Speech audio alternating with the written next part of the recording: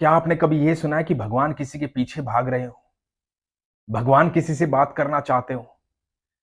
भगवान किसी के साथ भोजन करना चाहते हो? कभी सुना है आपने? तो आज सुनिए ये प्रसंग। वृंदावन में रहते थे ऐसे व्यक्ति जिनके साथ भगवान भोजन करना चाहते थे। भगवान उनसे बात करना चाहते थे। ठाकुर जी जिनसे प्रेम करते थे। हरे कृष्ण दोस्तों, मैं हूं अनुज शर्मा। वृंदावन में एक गुरु जी थे। बहुत सारे लोग उनके पास आते थे प्रसंग सुनने, ठाकुर जी के, ठाकुर जी की बातें सुनने। उनके बहुत सारे शिष्य थे।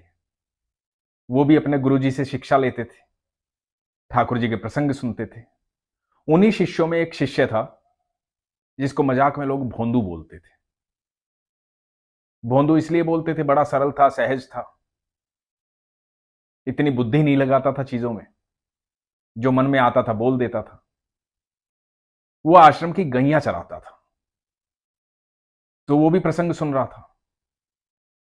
तो एक प्रसंग में गुरुजी बता रहे थे कि भांडिर वन में ठाकुर जी आते हैं अपनी गैया चराने के लिए। पीले वस्त्र पहन के, मोर मुकुटधारी, हाथ में बंसी। अद्भुत लगते हैं ठाकुर जी जब आते हैं, गैया चराते हैं। ठाकुर जी जैसा निराला कोई भी नहीं।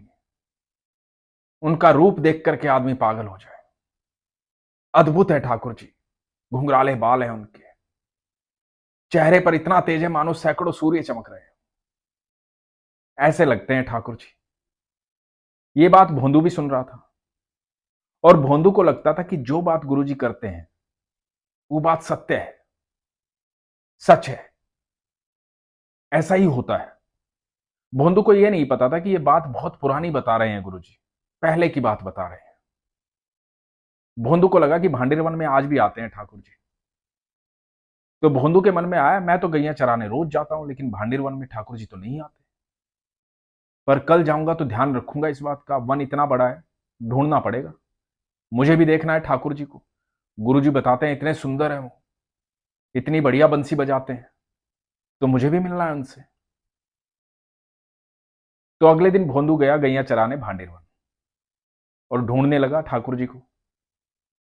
अपनी गैया चराने लगा और इधर उधर देखने लगा, कहीं से आते दिखाई दे जाए, किसी पेड़ पे बैठे हों। उनकी गैया देखने लगा, कहीं तो मिलेंगे। ठाकुर जी कहां मिलते। अगला दिन आया, उससे अगला दिन आया। भोंदू को कई दिन हो गए ठाकुर जी को ढूंढते ढूंढते, भांडिर वन में भटकते भटकते। ठाकुर जी कहीं नहीं मिले। लेकिन गुरु जी की बात पर इतना अटूट विश्वास, मन में यही कि मिलेंगे जरूर। हो सकता है किसी कारणवश ना आए हो सकता है किसी और काम चले गए। अब ठाकुर जी हैं, बहुत लोग मिलने आते होंगे, तो नहीं आए होंगे यहां पर। तो ढूंढ रहा था, और अचानक से चंदन की महक आई। महक बढ़ती चली गई, गुलाब की महक आई। ऐसी महक जो कभी भी नहीं आई थी भोंदू को। और बहुत सारी गैयों का झुंड आ रहा था। भोंदू ने उस तरफ देखा, उस महक के साथ गैयों का झुंड आ रहा है, और गैयों के झुंड के बीच में मोर पंखधारी, बाके बिहारी, पीतांबरी पहने हुए, चेहरे पर मुस्कान, मोटी मोटी आंखें, घुंघराले बाल, कृष्ण कन्हैया चलते चले आ रहे हैं, गैयों के बीच में चलते चले आ रहे हैं। भोंदू स्तब्ध खड़ा है, देखता जा रहा है। ऐसा तेज कभी नहीं देखा था, ऐसी रोशनी कभी नहीं देखी थी। बस देखता जा रहा है। हवा में मोर पंख लहरा रहा है। ठुमकते ठुमकते ठाकुर जी आ रहे हैं। ऐसी मुस्कान कभी देखी ही नहीं, ऐसी आंखें कभी देखी ही नहीं। और ये स्तब्ध खड़ा है, सामने से ठाकुर जी आ गए, और ठाकुर जी आकर के भोंदू के सामने खड़े हो गए। भोंदू कुछ नहीं बोल पाया। ठाकुर जी मुस्कुरा रहे हैं। भोंदू को बोलते हैं, भोंदू। भोंदू बोलता है कि आप ठाकुर जी हैं ना, आप कृष्ण कन्हैया है ना। मेरे गुरुजी ने बताया था आप यहां आते हैं, इतने दिनों से आप ही को ढूंढ रहा हूं, आप वही है ना? ठाकुर जी मुस्कुराते हैं, कहते हैं हां मैं वही हूं।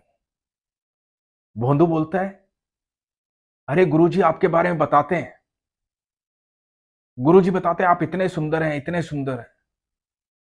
मैं सच बताऊं, जितना गुरुजी बताते हैं ना उससे तो कहीं ज्यादा सुंदर है आप जैसा सुंदर तो कोई हो ही नहीं सकता। मैं तो बस देखता ही रह गया आपको, आप कितने खूबसूरत हैं, आपको कोई देखे तो देखता ही रह जाए। मैं तो बस देखता ही रह गया। तो ठाकुर जी बोले, भोंदू बातें बहुत हो गई, भूख बहुत जोर की लगी है, कुछ खाने को है तेरे पास? अब भोंदू हड़बड़ाया, बोला हाँ है, खाने को है। अब भोंदू बेचारा अपनी 4 रोटी लेकर जाता था, थोड़ी सी सब्जी खोली ठाकुर जी के सामने। ठाकुर जी को बोला कि ये लीजिए। ठाकुर जी ने सब्जी रोटी खाई और ठाकुर जी बोले, और कुछ है?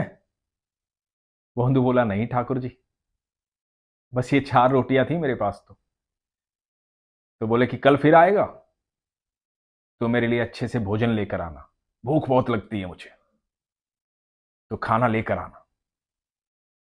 भोंदू बड़ा प्रसन्न हुआ, खुश हुआ, मन में बस यही सोच रहा था, मेरे गुरुजी की बात सच्ची थी।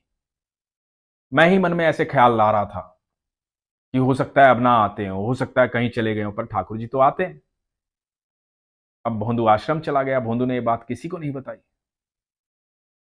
भोंदू अगले दिन सुबह जब आ रहा था तो रसोइये से बोला कि थोड़ा भोजन ज्यादा बांध देना।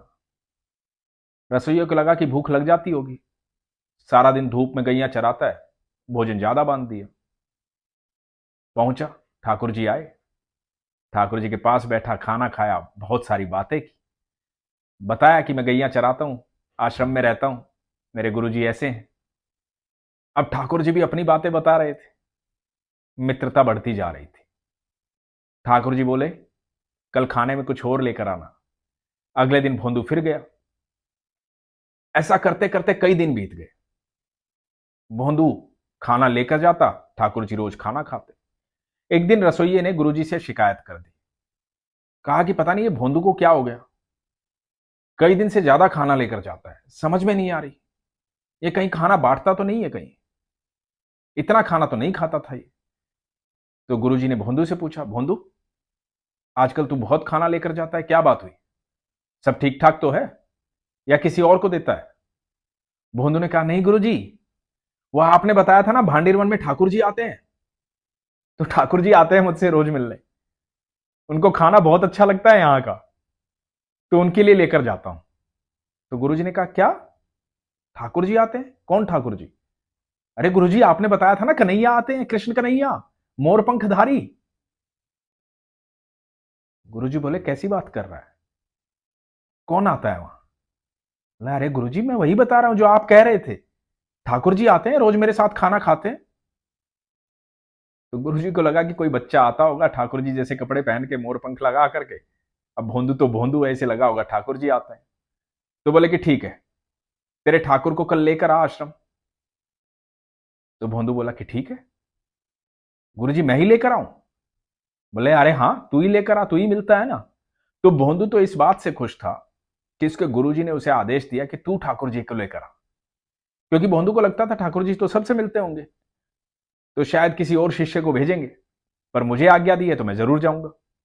अब भोंदू पहुंचा अगले दिन भोजन लेकर के ठाकुर जी के पास।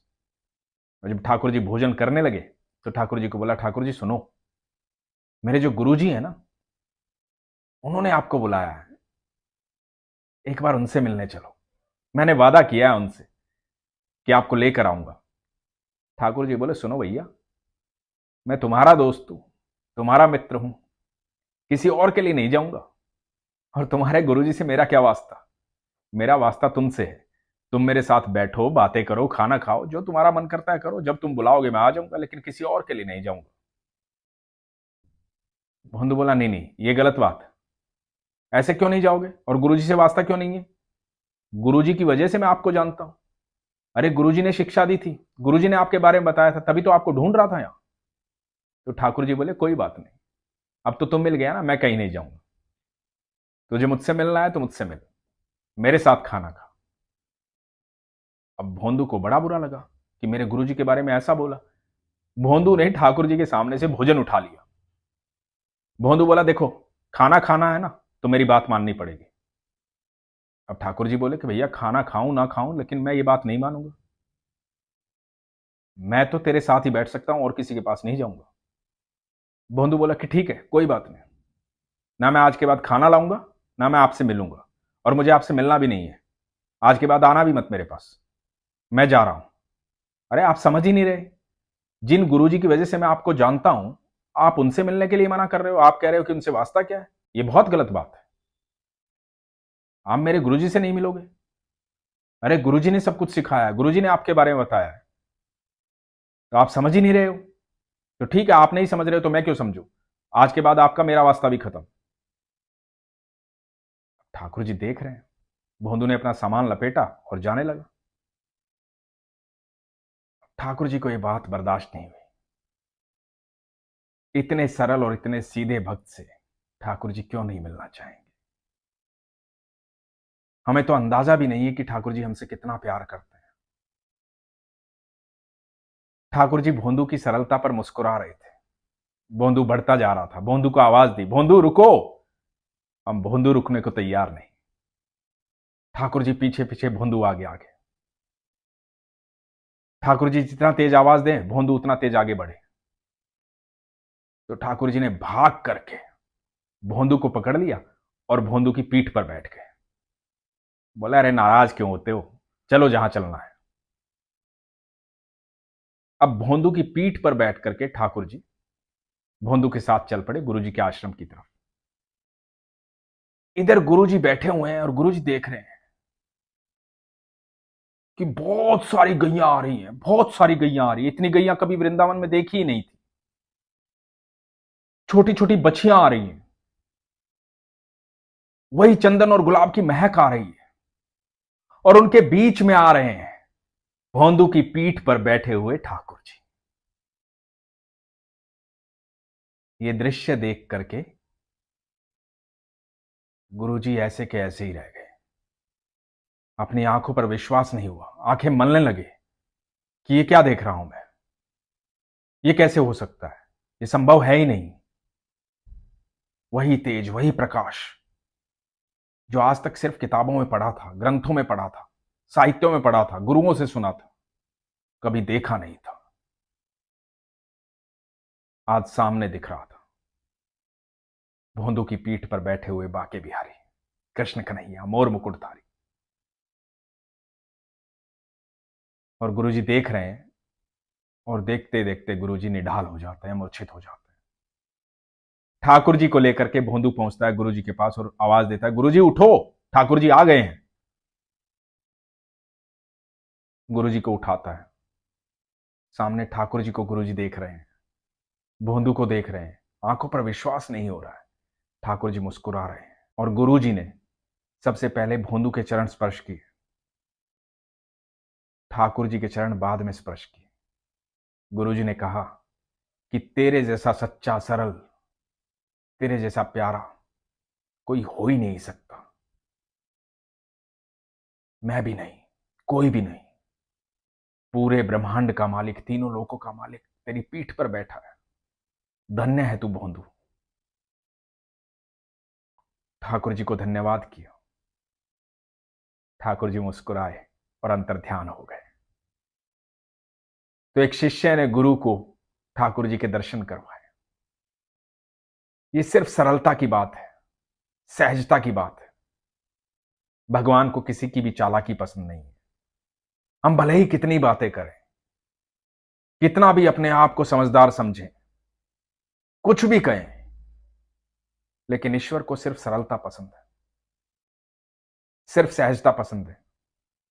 कभी भी आप सच्चे दिल से, सरलता से, निस्वार्थ भाव से ईश्वर को याद करोगे, ईश्वर आपसे मिलने जरूर आएंगे, क्योंकि वो हमसे कभी दूर नहीं होते।